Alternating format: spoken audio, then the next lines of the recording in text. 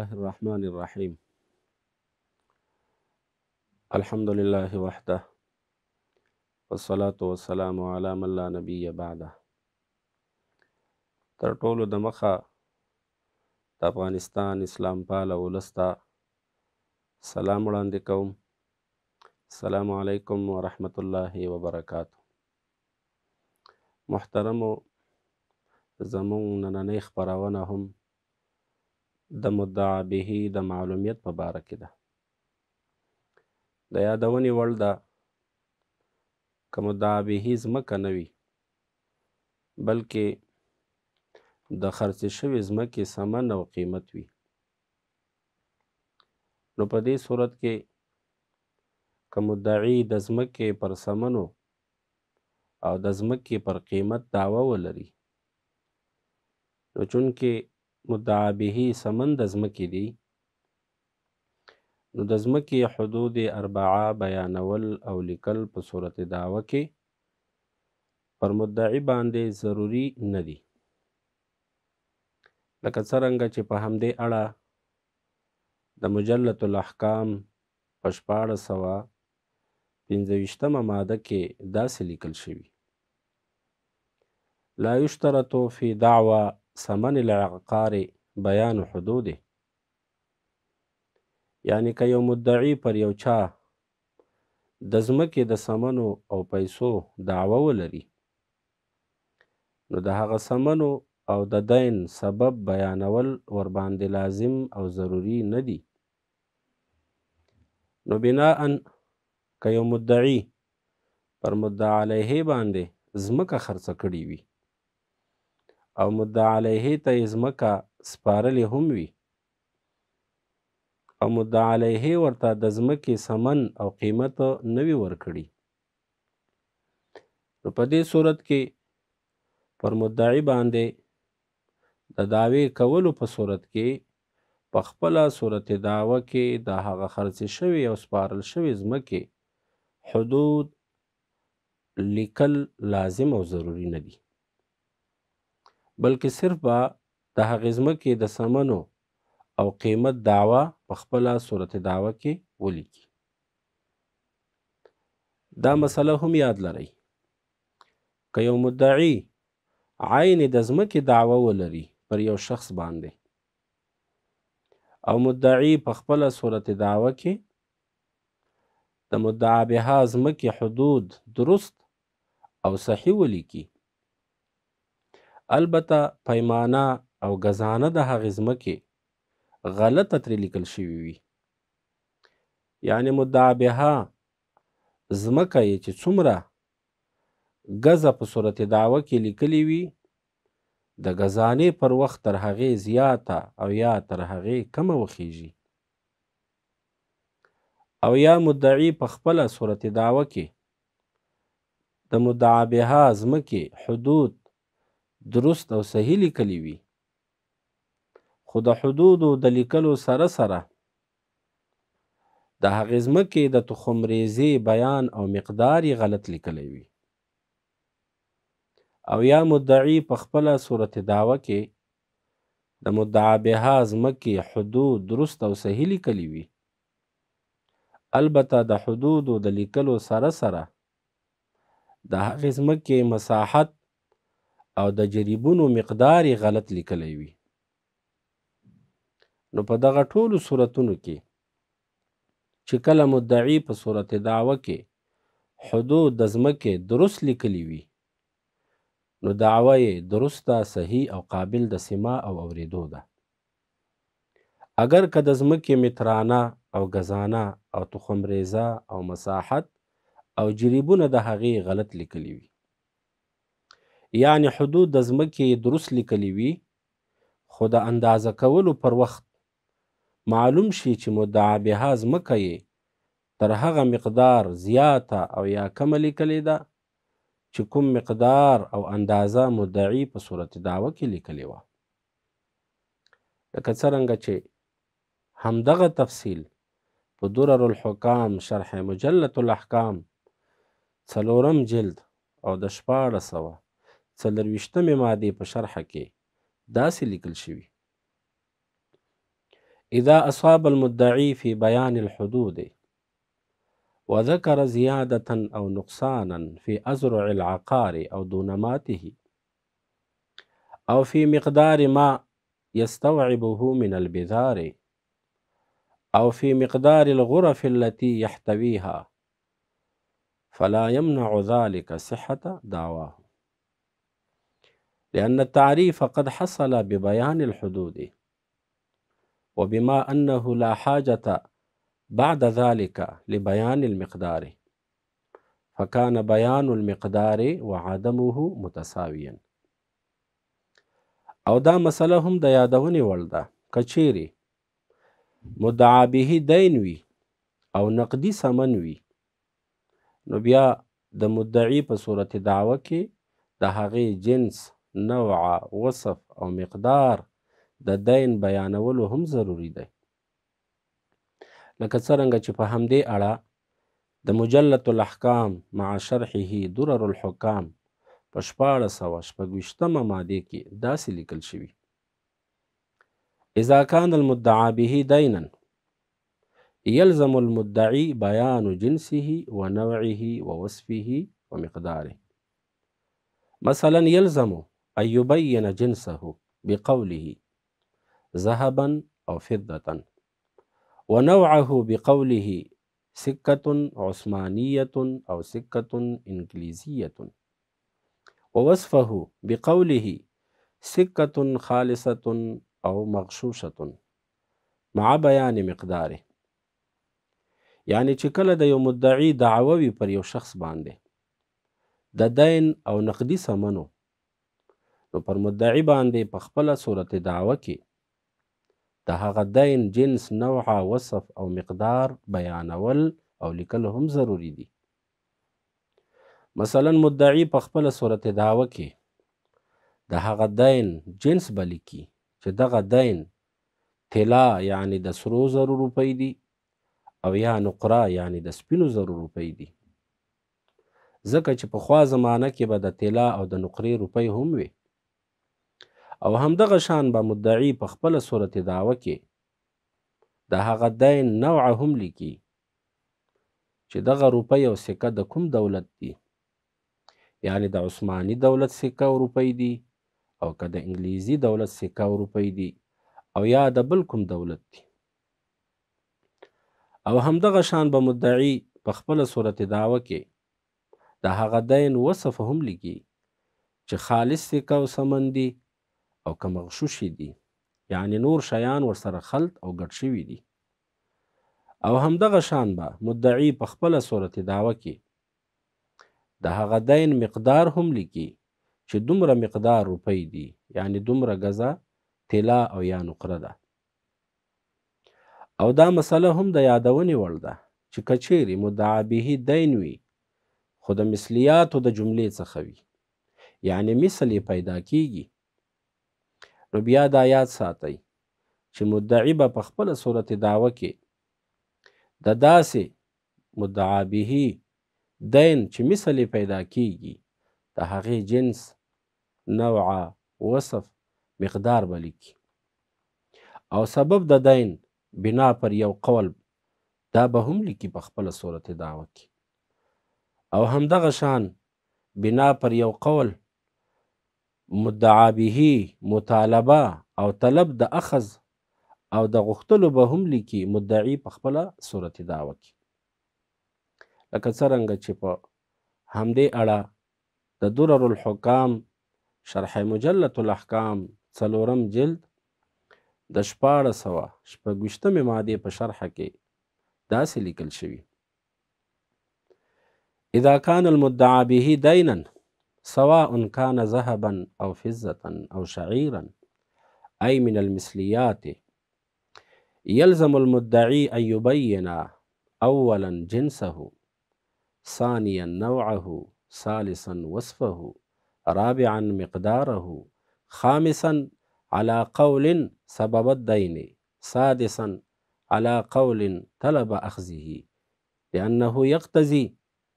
تعريف المدعى به، وتعريف الدين يمكن بالوجه المشروع. یعنی خلاصه دا چې که مدعا به دین وي برابره خبره ده که طلا یعنی سره زر وي او که نقره یعنی سپین زر وي او که اوربشي وي وغیره وغیره یعنی مدعا به مثل ولري د مثلیاتو له جملې څخه وي نو په دې صورت کې پر مدعي جانب باندې لازم دي چې په خپله صورت دعوه کې به اولا د مدعا به جنس بیانوي او لیکي او ثانیا دویم به د مدعا به نوع بیانوي او لیکي او ثالثا دریم به د مدعا به وصف بیانوي او لیکي رابعا څلورم به د مدعا به مقدار لیکي خامسا پنځم به د مدعا به چې دین دی سبب لیکي بنا پر یو قول سادسا شپږم به مدعي د مدعا به غوښتنه او مطالبه کوي او لیکي به بنا پر یو قول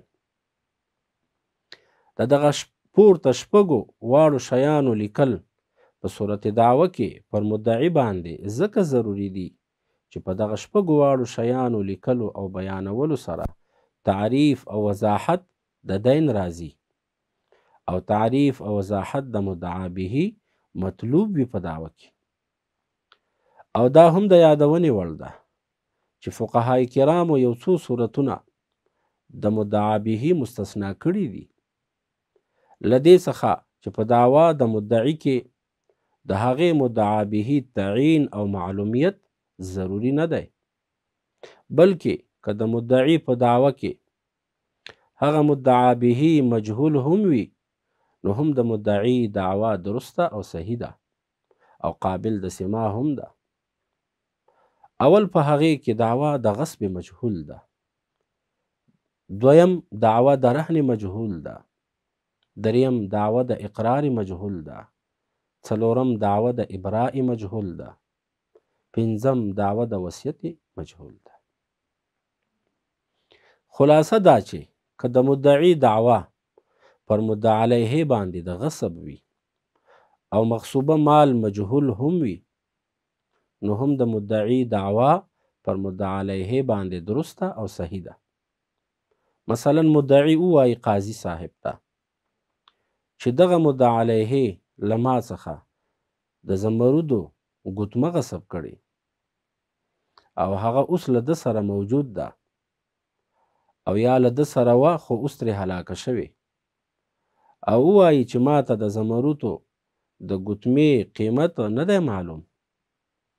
نو په دغه صورت کې که مدعي د دغه زمرودو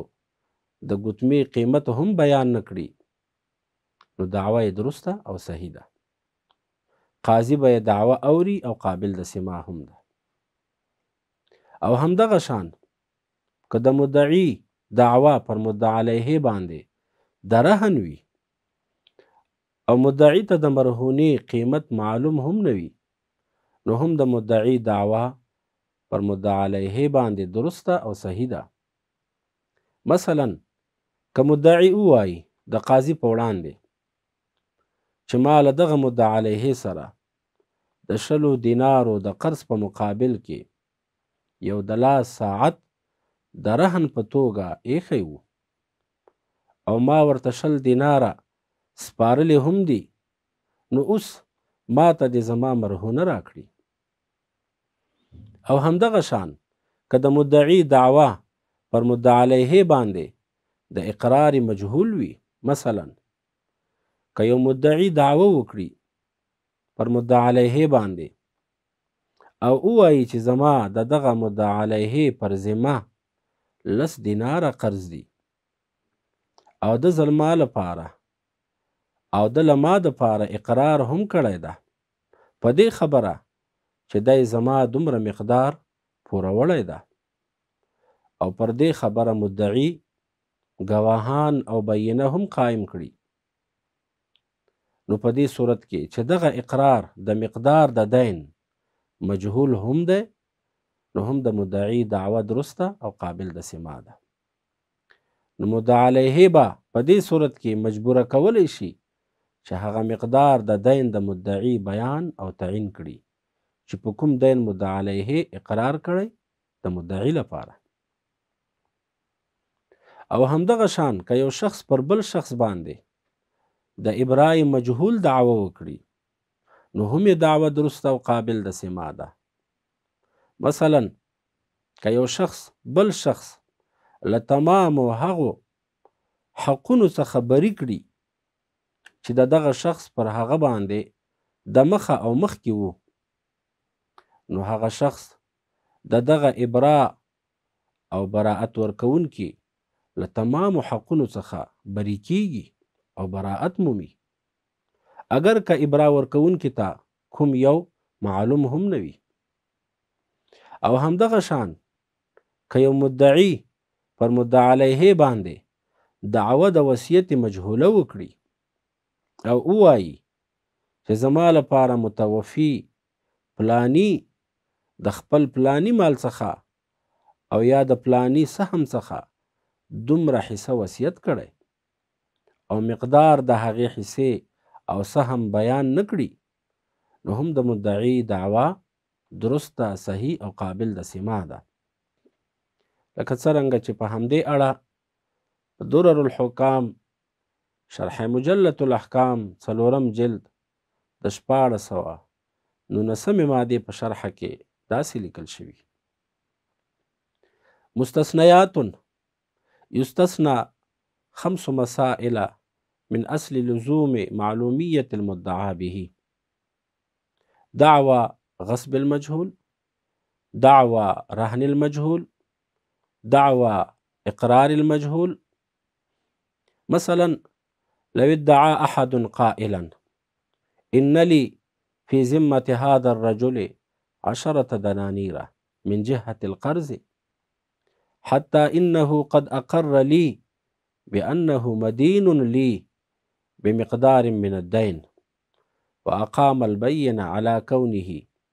قد أقر له بأنه مدين له بمقدار من الدين، فيجبر المدعى عليه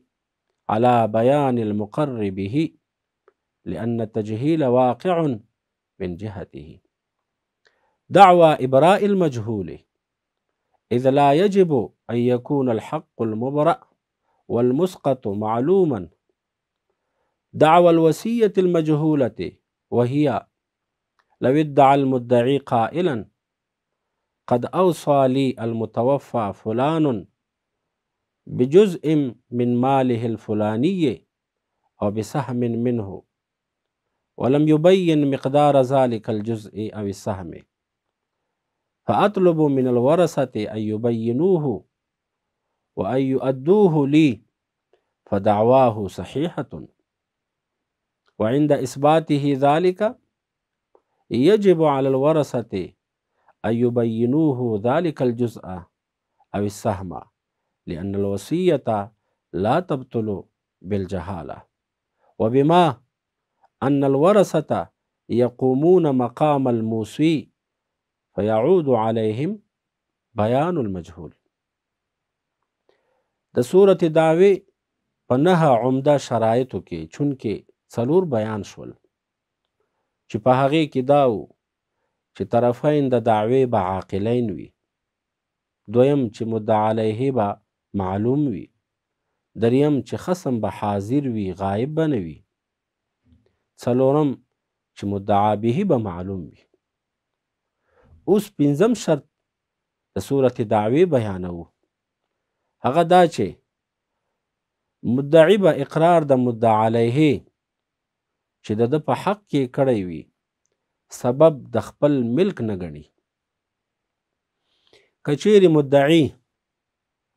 اقرار د مدعا علیه سبب د خپل ملک ګڼي، دعوه قابل د سماع او اوریدو نه ده. البته که مدعی اقرار د مدعا علیه چې د مدعی په حق کې کړی ده سبب د خپل ملک نه ګرځوي بلکې دلیل د خپل ملک وګڼي او دلیل د خپل ملک وګرځوي، نو بیا دعوه د مدعی قابل د سماع او اوریدو ده.